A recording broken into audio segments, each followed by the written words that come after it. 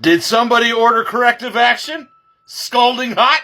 I hate your beard and uniform. I hate your shaving profile. I hate your religious exemption. I hate the fact that soldiers are abusing this privilege day in and day out, and they're proud of it. Let me talk about religious exemptions first. I can't tell you how many times I've come across soldiers that claim that they are a certain religion and can't even explain their basic tenets of faith. Oh, hey there, Sergeant.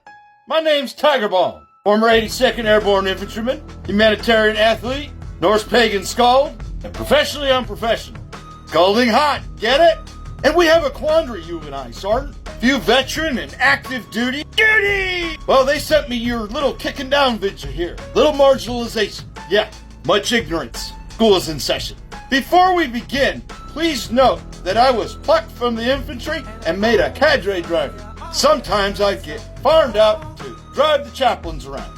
And after making a few phone calls, doing some research, doing what scalds do, seek wisdom, I recommend you do it before you open that yapper, because now everyone's going to learn at your expense. Chuck-a-fuck, cadre drivers get a mouth. We're used to dealing with master sergeants, retired or not. The whole uniform and retirement thing's kind of weird, but you weren't enough for the both of us since I don't fit in mine no more. Let's begin. Ears open, mouth shut. Religious exceptions are given to 4 faiths: Jewish, Muslim, Sikh, and Norse pagan, aka Asatru. Notice I didn't begin with saying hate every other word. And you see, there's a bit of a disconnect. Someone feels the call of their ancestors, or the Norse gods. They do not have a chaplain to go to. There are currently 0 in all the military. So even if you or the Norse pagan recruit doesn't know what you need them to know, they can't. They have to learn from people like me and many others on the interwebs. But I do think you provide a solid argument of why we need at least 1, maybe a couple dozen. Military's pretty big. We got a lot of Norse pagans in it. Would you look at that? The Sikh don't have many representatives either.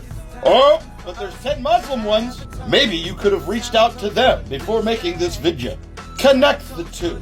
Hey, look at that. There's 80 Jewish ones in the entirety of the military. Because here's where I need you to pay attention, Sergeant. Why kicking down at marginalized groups was kind of a jerk move. Them's my peoples, and all of them are part of what's called a low-density faith group.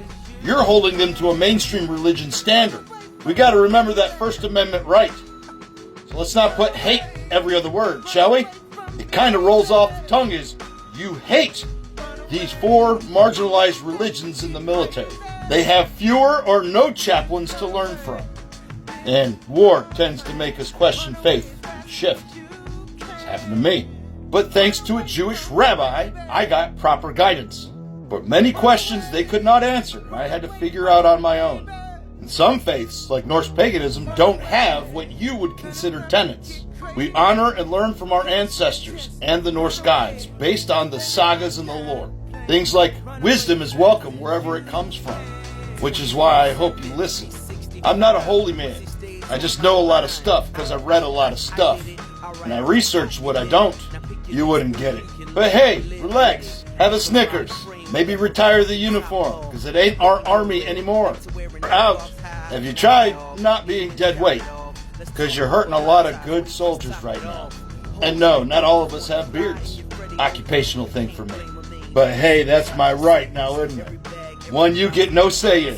Just like that rank and uniform have no power over me anymore either. I bet you say blanket before Mafia for life, bitches. Fucking turnip.